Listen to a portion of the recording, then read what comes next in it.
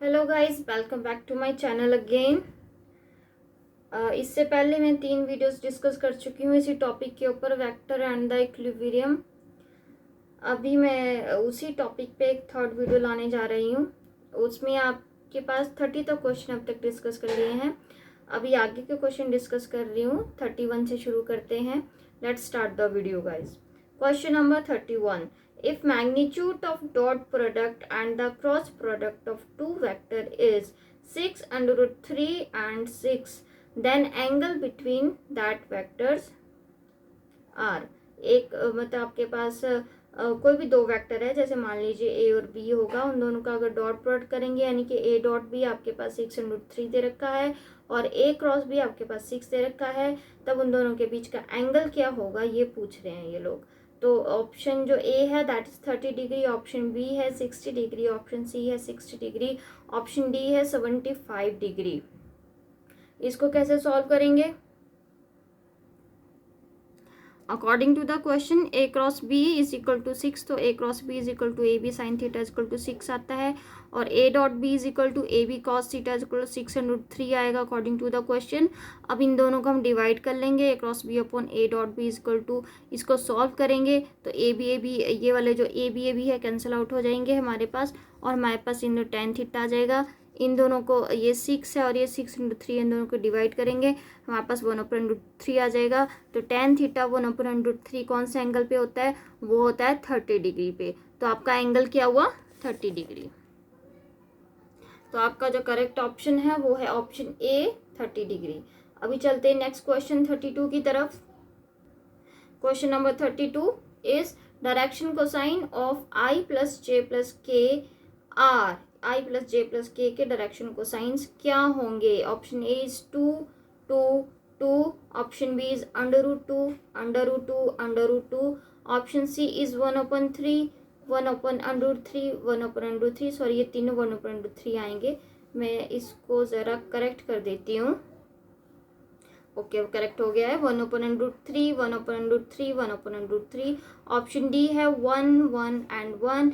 इन चारों में से सही ऑप्शन कौन से वाला होगा? इसको सॉल्व करके देखते हैं। इसको कुछ इस तरीके से सॉल्व करके देखेंगे कि cos alpha is equal to cos beta is equal to cos gamma is equal to, उन तीनों का मैग्नीट्यूड निकाल लेंगे। 1/√1² प्लस 1² प्लस 1² कितना आ गया आपके पास? 1/√3 आ गया। तो आपके पास तीनों के तीनों क्या आएंगे? 1/√3 1/√3 एंड 1/√3। तो आप सही ऑप्शन कौन सा हुआ आपका? तो आपका जो सही ऑप्शन है वो है सी। सो सी इज योर आंसर। तो चलते हैं नेक्स्ट क्वेश्चन 33 की तरफ।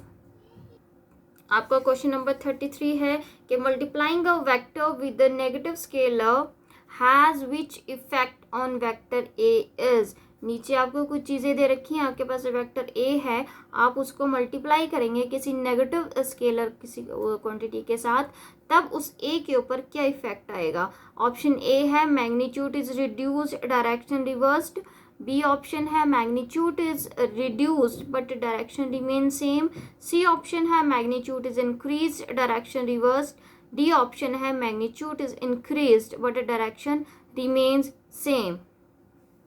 इसको देखते हैं। इसको हम एक एग्जाम्पल लेके समझ सकते हैं कि जैसे कि आपके पास ये एक वेक्टर ए आ गया है। अब हमें क्या बोला है? क्योंकि वेक्टर ए है उसको किसी नेगेटिव स्केलर के साथ मल्टीप्लाई कर रहे हैं। तो मान लो हमने इसको -2 के साथ मल्टीप्लाई किया तो आपके पास आंसर क्या आ गया? -2a।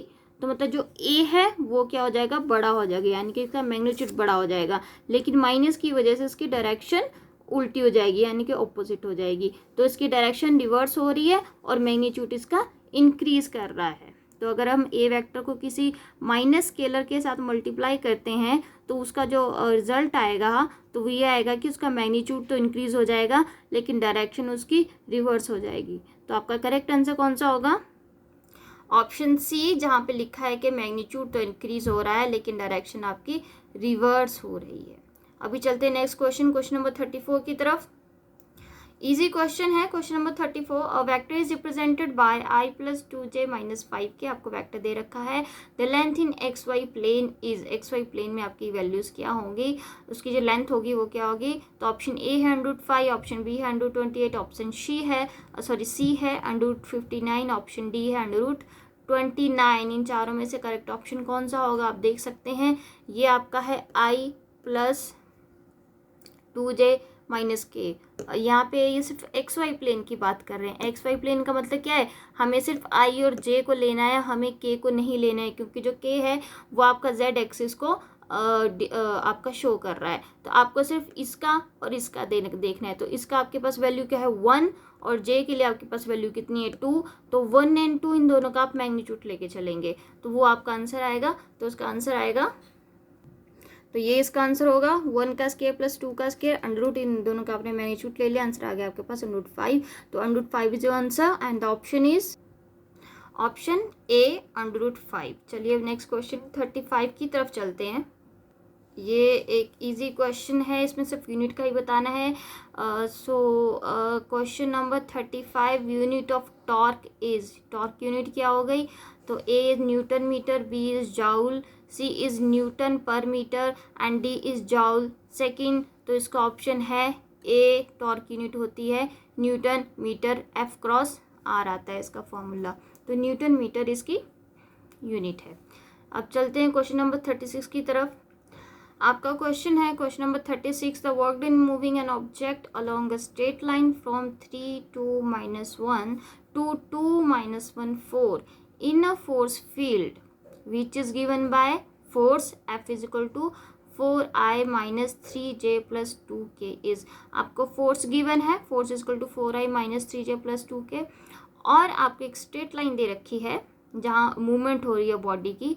वो कौन से पॉइंट से लेके कहाँ तक हो रही है, वो हो रही है 3 to -1 से लेके 2 - 1 4 तक। तो ये जो आपको वैल्यूज़ दे रखी हैं ब्रैकेट के अंदर, इन दोनों को यूज़ करके आप डिस्टेंस निकाल लेंगे। फोर्स आपको ये दे रखी है, तो फोर्स इंटू डिस्टेंस करेंगे, आपका वर्क डन निकल जाएगा। इसको थोड़ा सा हम सॉल्व करके देख लेते हैं।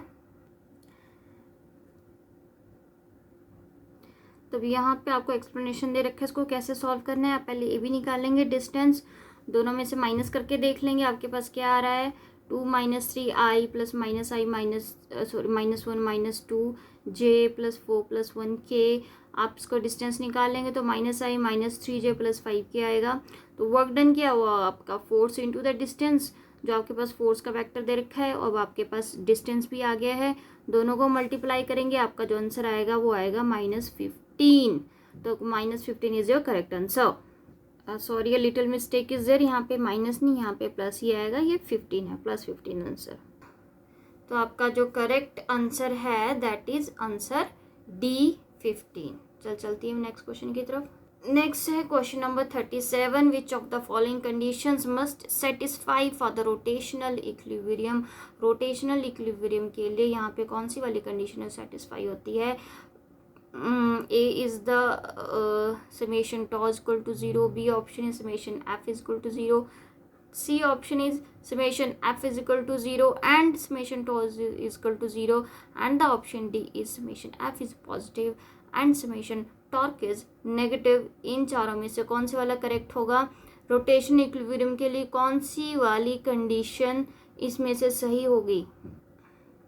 Option A, that the torque is equal to 0, ये ऑप्शन द करेक्ट आंसर। अब चलते हैं नेक्स्ट क्वेश्चन 38 की तरफ। नेक्स्ट क्वेश्चन बोलता है कि torque has a maximum value, torque की मैक्सिमम वैल्यू होगी अगर जो एंगल है between F and R is, F और आर के बीच में कितना एंगल होगा कि टॉर्क की वैल्यू हमारे पास मैक्सिमम आए। तो इसको डायरेक्ट आप इसके फॉर्मूले से ही निकाल सकते हैं। अच्छा, ऑप्शन ए है 0 डिग्री, बी है 45 डिग्री, सी है 90 डिग्री, डी है 180 degree.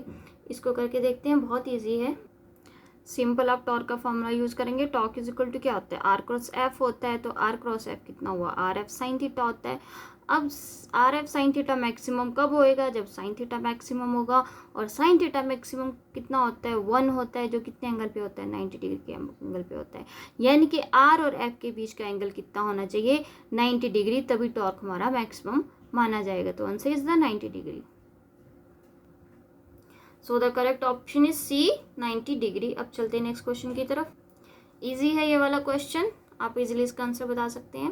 Question number 39 is if F X and F Y, F X and F Y का मतलब है इसमें जो एक्स एंड वाई है वो उसकी एक्सिस को डिनोट कर रहे हैं कि जो एफ एक्स है वो एक्स एक्सिस के लॉन्ग जो फोर्स लग रही है, एंड एफ वाई है जो वाई एक्सिस के लॉन्ग जो फोर्स लग रही है। These are the rectangular components of a vector such that F X आपका नेगेटिव है एंड एफ वाई भी आपका नेगेटिव ही आ रहा है, तो एंगल क्या होगा इन दोनों के बीच में? तो सिंपली आप इसको डायग्राम से देख सकते हैं। Option A is between 0 and 90 degree, option B is between 90 and 180 degree, option C is between 180 and 270 degree, option D is between 270 and 360 degree. Correct option क्या होगा? नेगेटिव एक्स एक्सिस और negative जो Y axis होती है वो कौन कौन से एंगल के बीच में होती है? इस तरीके से नेगेटिव एक्सिस एंड जो नेगेटिव वाई एक्सिस है वो 180 से लेके 270 डिग्री एंगल के बीच में होती है। तो इसका आंसर क्या है? Between 180 and 270 degree. अब ये वाला ऑप्शन कौन सा है? Option C, between 180 and 270 degree. अभी चलते हैं नेक्स्ट क्वेश्चन 40 की तरफ। द लास्ट क्वेश्चन, ये भी बहुत इजी बेसिक सा क्वेश्चन है। क्वेश्चन नंबर 40 है addition of the vectors obey which of the following laws. नीचे वाले लॉज में से कौन से वाले लॉज को फॉलो करता है? ये कम्यूटेटिव लॉ को फॉलो करता है, ये एसोसिएटिव लॉ को फॉलो करता है, ये बोथ ए एंड बी यानी कि दोनों लॉज को फॉलो करता है, commutative and associative. No one, ये किसी भी लॉ को फॉलो नहीं करता है। बहुत ईजी ऑप्शन है गाइज, इसका आंसर है सी, ए एंड बी दोनों को ये फॉलो करता है, कम्यूटेटिव एंड एसोसिएटिव लॉ ये दोनों को ही फॉलो करता है। तो गाइज आज के लिए इतना ही था। अभी हम नेक्स्ट टॉपिक देखते हैं कौन सा वाला डिस्कस करेंगे, बट इस टॉपिक पे इतने ही क्वेश्चन थे। अगर आपको अच्छा लगता है, आपको लगता है कि ये सब करने से मेरे वीडियोस देखने से आपको फ़ायदा होगा आपके कमीशन क्लियर करने में या फिर आपका टैट क्लियर करने में, तो आप इसको प्लीज़ सब्सक्राइब करिएगा, लाइक करिएगा, शेयर करिएगा। Thank you very much guys, thank you very much.